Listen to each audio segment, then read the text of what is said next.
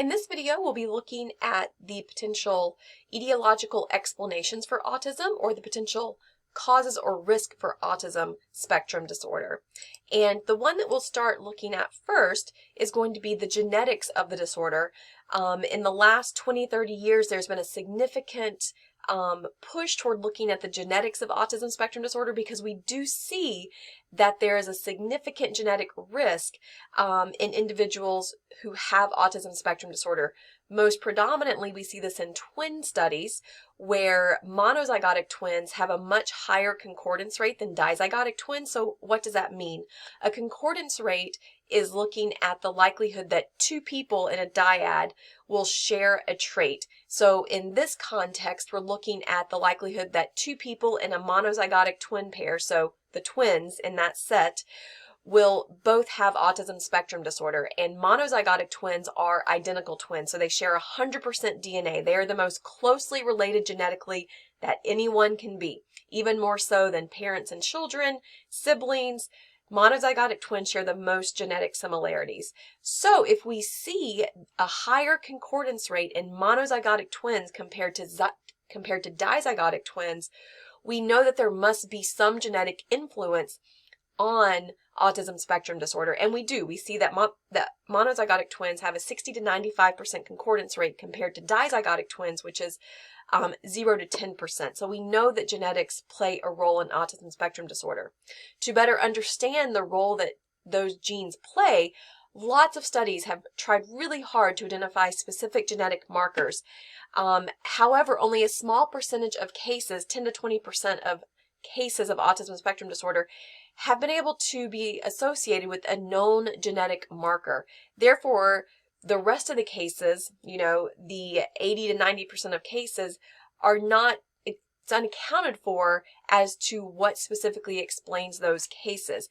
And what has been found is that what's likely happening, and this just came out in a study last year, what's likely happening is that instead of there being these specific high impact genetic markers, more than likely it's mutations, tiny mutations across hundreds of genetic markers. And that's what makes it so difficult to identify a specific genetic marker in those 80 to 90% of cases. It's not to say that genes don't play a role in those 80 to 90% cases. We just haven't been able to find a specific genetic marker.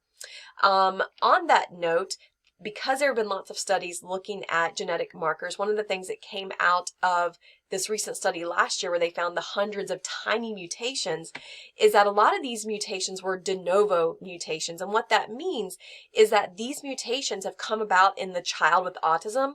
Those same mutations were not in the parent, so they weren't passed along to the child. And what causes those de novo mutations? Not quite sure. It's believed that epigenetics may play a role, where there are environmental factors interacting with the gene makeup, and through epigenetics we have translations or changes in genes. And one of the biggest areas where we see the de novo changes or mutations are in children with autism who have older parents, specifically older dads. So when there's an older dad involved, and this is like, there's not a set age on what an older dad means, but typically 40 plus would fall into that category. We do see that there's a higher risk for those de novo mutations and a higher risk for autism spectrum disorder in families where the dad is a little bit older. There's also a recent study it was published in Biological Psychiatry just within the last couple of years, and they did a really well-controlled study. And what they did, and what made this a unique study, was they found as homogeneous of a group of autism spectrum disorder individuals as possible. And what that means is they tried to have these individuals be as similar as possible on the types of symptoms they were showing, as well as the severity of their symptoms, to make it as homogeneous of a group of individuals as possible. The thought being, if they're as similar as possible in how they manifest their symptoms for autism spectrum disorder, there's probably a greater likelihood of finding overlap or similarities in their genetic makeup or in genetic mutations associated with autism spectrum disorder. Over 2,500 individuals were put into the study having those similar characteristics, and they did not find any high impact genes that were shared by any of the individuals. And that was just really astounding, and again speaks to this idea that it's probably these complex tiny mutations across hundreds of genes that help us understand or explain potentially the onset of autism spectrum disorder. From another genetic standpoint, there is what's called a broader autism phenotype. And what this has been shown to be is we see characteristics of autism spectrum disorder in other family members, even if they don't have the diagnosis itself. So perhaps there is some social awkwardness, perhaps there is some difficulty with language, but they maybe don't have the actual diagnosis. But individuals within the family may have some of those characteristics or traits of autism, even if they don't have the diagnosis itself.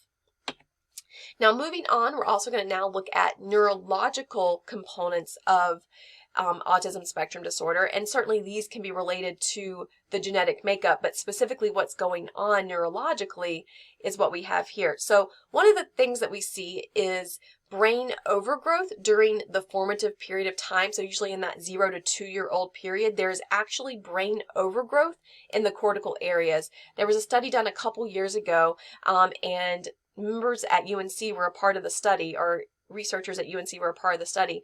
And what they did was they took individuals, so young children who were at high risk for autism spectrum disorder, and they were deemed high risk because an older sibling had autism spectrum disorder.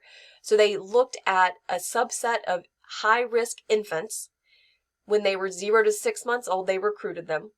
And they also had a control group of low risk infants for autism spectrum disorder. So no one in their family had autism spectrum disorder. And they monitored their cortical brain growth over the course of 2 years. And what they found is that individuals who had overgrowth during that period of time were much more likely to be diagnosed with autism at a later age. And so what that's been shown to be associated with is when you have overgrowth in those areas, it creates too much cortical space. And cortical space in the brain, that's going to be the part of the brain that kind of looks like the cauliflower, right? The part that's all, squished up and everything. And so because of the increased growth in those areas of the brain, it's reducing the functional capacity of those areas of the brain and reducing the functional connectivity of those areas of the brain. Specifically, we see overgrowth in the cerebellum, the amygdala, and the hippocampus, and you can see in the slide what those are associated with, and all of those are related to symptoms of autism. Now, you can see here in the image, the autism case on the left, significant growth compared to the average brain on the right, one that does not have autism spectrum disorder.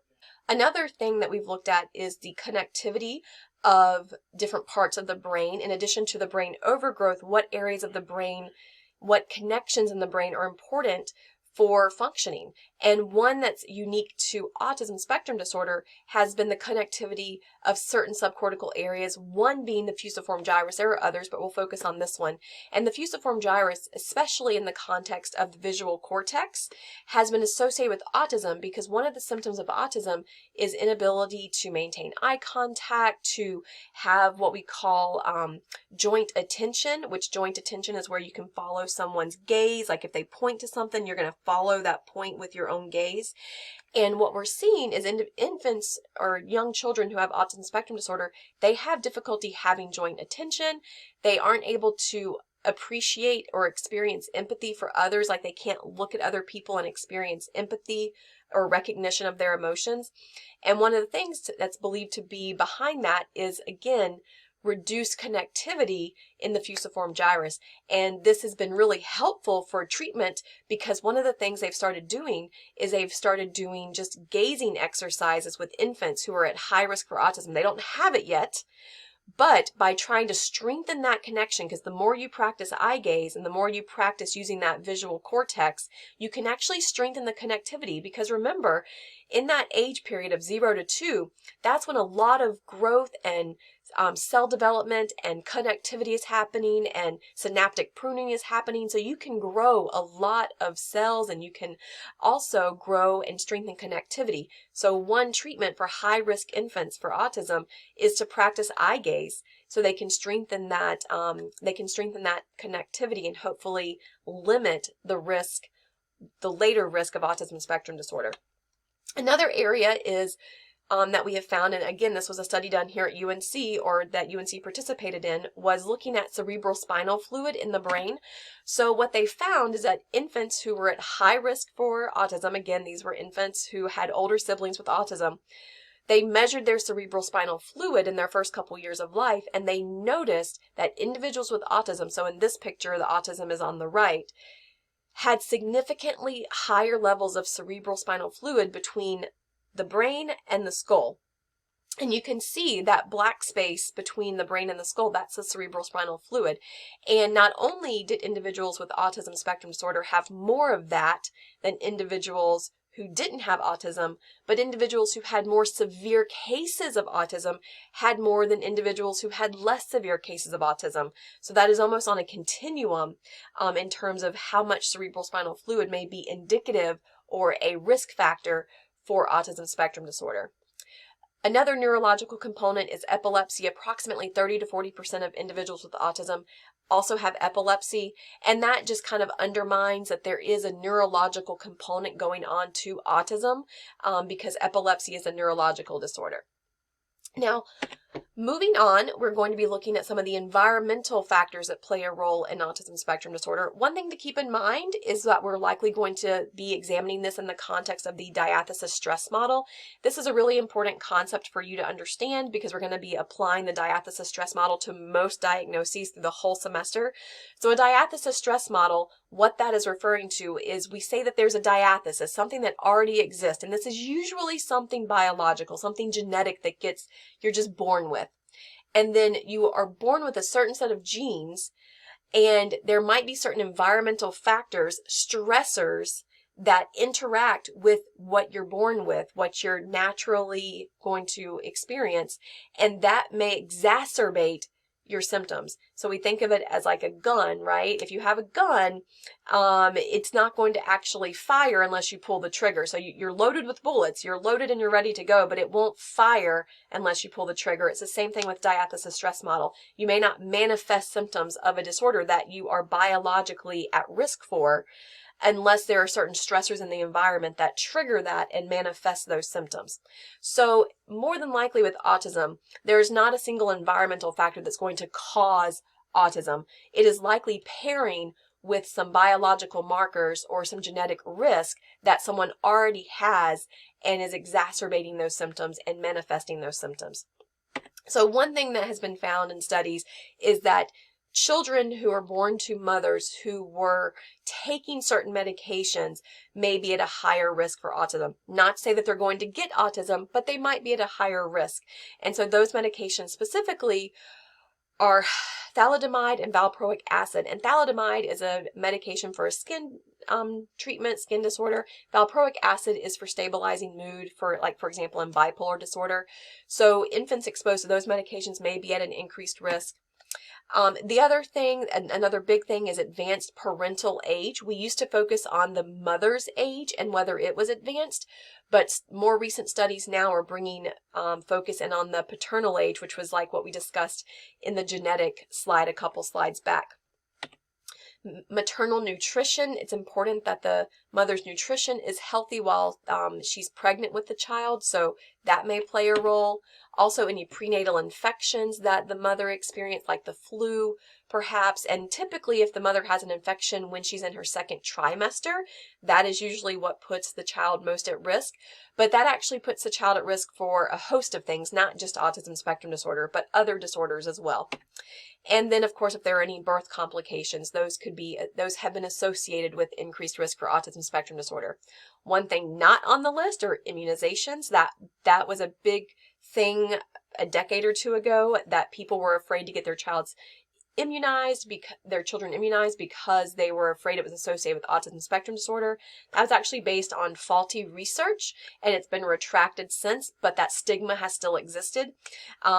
Immunizations so far have not been shown to be associated with increased risk for autism.